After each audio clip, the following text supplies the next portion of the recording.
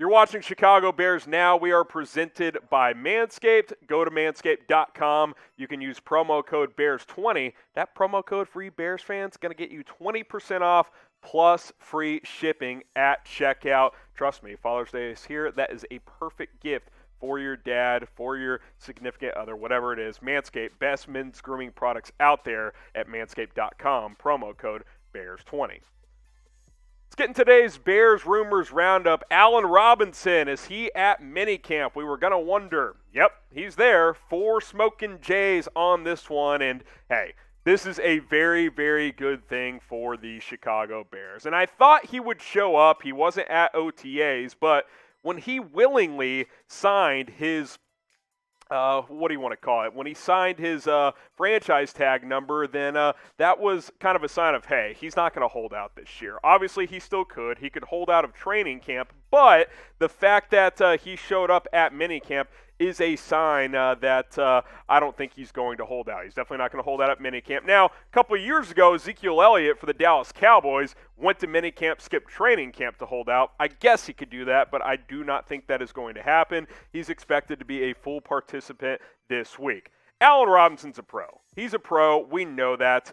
This shouldn't surprise anybody. This is the type of guy he is. He's still frustrated. He wants a long-term deal. He's maintained that. But he also has major on-field aspirations. He's talked about it in the past of, hey, I can set some records for Chicago Bears wide receivers, which as an original franchise, that's a big, big deal. And he's well on his way because the past couple of years, he has been one of the premier receivers in the National Football League. If you can figure in 2018 as well, he's had about 3,000 yards over the past 3 seasons. Last year was obviously fantastic. 2019, he was great as well. And now you kind of start projecting forward. You're saying, okay, if Justin Fields pans out like we believe he can, then Allen Robinson really, for the first time in his career, has a legitimate quarterback to work with. So him being at minicamp's a good sign. I think that means he's probably going to be at training camp as well. And hopefully these two sides can come together and Ryan Pace can get a long-term deal done with his number 1 wide receiver. Light up the comments. Hashtag sign AR down in the comment section if you want to get a long-term deal done. Exactly a month from today is the deadline to get Allen Robinson signed long-term. So get the sign ARs going down in the comments right now. We got to talk quarterback battle. Andy Dalton, is he going to start week 1? I'm going to keep this at 3 smoking J's. We're not going to go full 4, and obviously Bears Twitter freaked out about, earlier this afternoon when the quote from Matt Nagy on Chris Collinsworth podcast dropped between Andy Dalton and Justin Fields when basically Nagy was asked, is there a scenario in which Fields could start in week 1? Now, obviously, to me, this isn't really that new of information. To me, this is nothing's changed here because Matt Nagy has said all along that Andy Dalton is his starter. Now, the reason people freaked out is this, and we'll throw the quote up on screen here for you guys. So to open the podcast on Chris Collinsworth, Apple Podcasts, all that good stuff, he was flat out asked, Matt Nagy was, is there a scenario where Justin Fields could start in week 1 over Andy Dalton? Here's what he had to say. No, Andy is our starter. But then he said this, I can't predict anything. There's so many things that can happen between today and week 1. Andy is our starter, Justin is our number 2, and we're going to stick with this plan.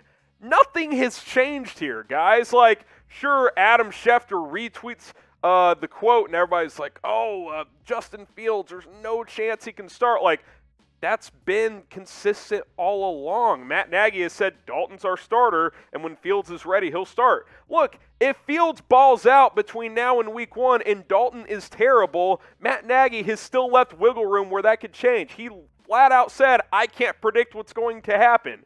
Andy Dalton will likely start. That's what I've said all along. That's what Matt Nagy and Ryan Pace have said all along.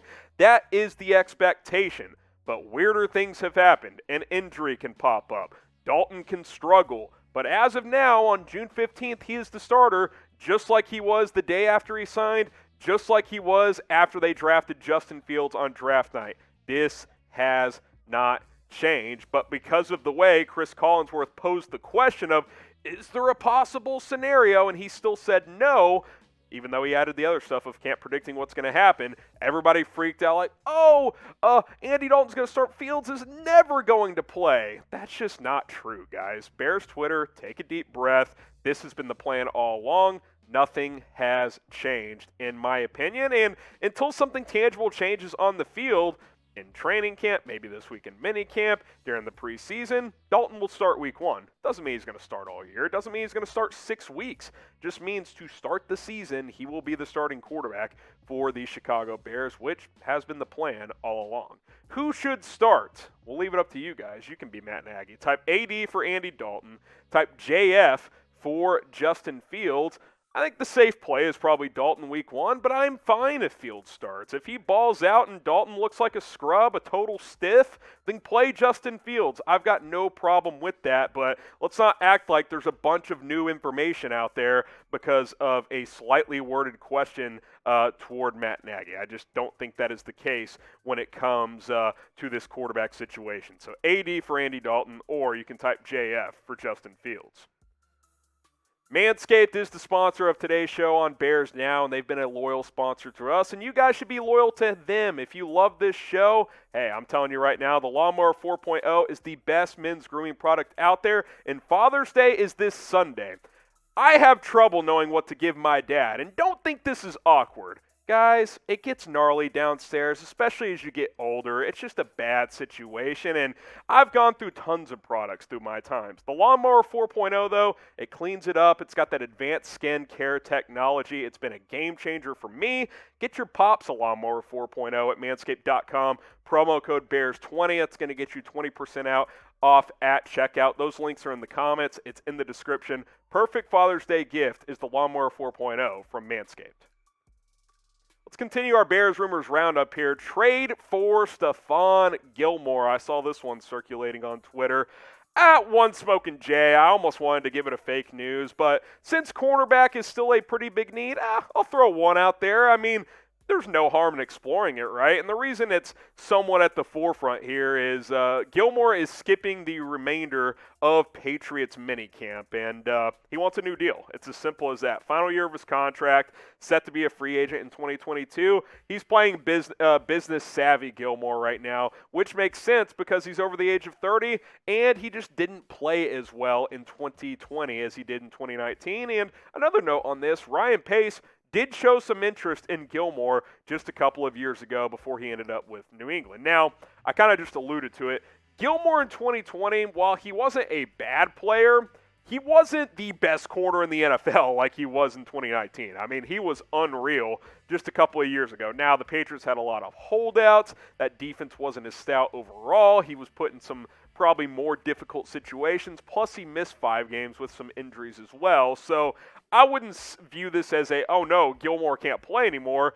More as 2019, he was just that good, right? Like, I still think this is a really, really good NFL corner in the NFL at this point in his career. 2019 is going to be hard to match. Like, I don't know if he's going to have another season of 20 pass breakups, 6 INTs, and 2 touchdowns. Probably not. But can he give you 2 or 3 picks? Can he play 14-plus games and be a solid outside corner opposite of Jalen Johnson? Absolutely. I have no problem exploring this. Don't really know what the cost of a trade would actually be, though. More on this in a second. Let's ask you guys this first, though. Should the Bears trade for Stephon Gilmore? Type Y for yes. Type N for no. Depends on cost. I'm open to it. The thing is, if you trade for him, you're probably going to have to give him an extension as well. Do you want to pay a 31, 32-year-old corner pretty big money for 3+ years? That's a fair question to ask. So get your votes in, Y for yes or N for no. Now, as far as how it would impact the salary cap this year for Chicago, it would actually only cost them $7.3 million or so, which pretty good for what Gilmore brings to the table. Now, the Bears' salary cap is tight. They would probably have to restructure 1 or 2 contracts to make this work, but they can make it work. It is doable if you are Ryan Pace and this front office. And obviously, on the field, he would be a much better player than Desmond Trufant. I don't think there is any doubt about that whatsoever. You guys know how I feel about Jalen Johnson. I think he's a CB1 in the making. I think he enters this year as the Bears CB1. You put Gilmore on the opposite end, you basically have two number one corners in the NFL. Then you just piece together nickel. Try Trufant there, try Duke Shelley, Kendall Vildor, Thomas Graham. One of those guys will emerge as a decent option there, and then you're ready to go. But again, there's financials to consider here. If you are Chicago, he's going to be 31 this season in the NFL, and corners over the age of 30, that's kind of when you see them start to dip in most cases. And heck, like I said, we saw that a little bit last year with Stephon Gilmore. Subscribe to Chicago Bears Now. We are now the fourth biggest NFL channel here at Chat Sports, but I'm trying to move up in the ranks a little bit here. Now, the Cowboys report, Raiders report, they got a bit of a head start. Obviously, Cowboys is well over 90K. Raiders report is approaching 80,000 subs, but we're closing in on the 49ers report. They're almost at 36,000. We're over 28,000. We've got a healthy lead over Seattle Seahawks today. You see the link below, youtube.com/BearsNow. We'll continue to plug out daily videos for you guys, especially if you continue to subscribe if you haven't already, and we continue to grow this channel. So the latest news, rumors, right here on this channel. All you got to do is subscribe for daily coverage. All right, let's talk about stadium now, and this rumor just will not go away. Will there be a new stadium in Arlington Park, which is about 30 miles away from Chicago? Two Smoking Jays, I mean, hey, this storyline continues to emerge. Excuse me, goodness gracious. This storyline continues to emerge around the NFL, and now there's a new quote from Arlington Heights Mayor about this situation, and you guys know the deal. We've talked about it quite a bit. Soldier Field is simply in bad shape. It's outdated, it needs updating, and it's got the smallest capacity of any stadium in the NFL. That's not good for a original franchise. You've got to update that stadium if you are the Bears, if you're not going to move. Or you got to move. You got to get a new stadium. Like, these are how things work in the NFL. There's a reason that Jerry Jones built that state-of-the-art facility in Arlington, Texas, because he makes a ton of money off it. The Bears could do something like that as well. Now, Tom Hayes, the Arlington Heights mayor, had this to say about it, because obviously he'd like to get the Bears to move to Arlington Heights. Said, quote, "It's still on the table to my understanding, but it's a complete definite maybe. I'm not in a position where I could say it's a definite go or a definite no-go." That's why it's two Smoking Jays, because, hey, it's still out there. The story isn't going away. Lori Lightfoot, the mayor of Chicago, has acknowledged that Soldier Field probably needs some updating and needs to become a better fan experience, and I agree with her. I don't think there's any doubt about that. The stadium's almost 100 years old. I mean, I don't know what you guys really expect. You either got to renovate it, build a new stadium in Chicago, or go to Arlington Park. That's basically your option if you are Chicago. So don't expect this story to go anywhere. We're going to continue to talk about it as new information comes out. And I know you guys have been asking about it. There's your update. That's the latest on a possible new stadium for the Chicago Bears. And if we hear anything new, we'll continue to pass that along. How long, or will the Bears stay at Soldier Field? Type S for stay, L for leave. Is Soldier Field going to remain the Bears' home long term? Get your votes in. S for stay, L for leave. Obviously, I would say at minimum they'll be there for at least 2-3 more years. Takes a while for these things to go into get into movement there, obviously. But S for stay, L for leave. Will the Bears stay at Soldier Field long term? And real quickly, to round up our news and rumors, did have some minicamp tryouts. E.J. Gaines, the defensive back, Sal Cannella, the tight end, Jake Butt, an interesting name, both because of his name and because of the player he is. Really good tight end coming out of college. Hasn't been able to stay healthy in the NFL. Mike Pennell, by the way, that last name there, he's actually been really productive for Kansas City the last couple of years. I would not mind signing him whatsoever. So a couple of names to keep an eye on here at minicamp.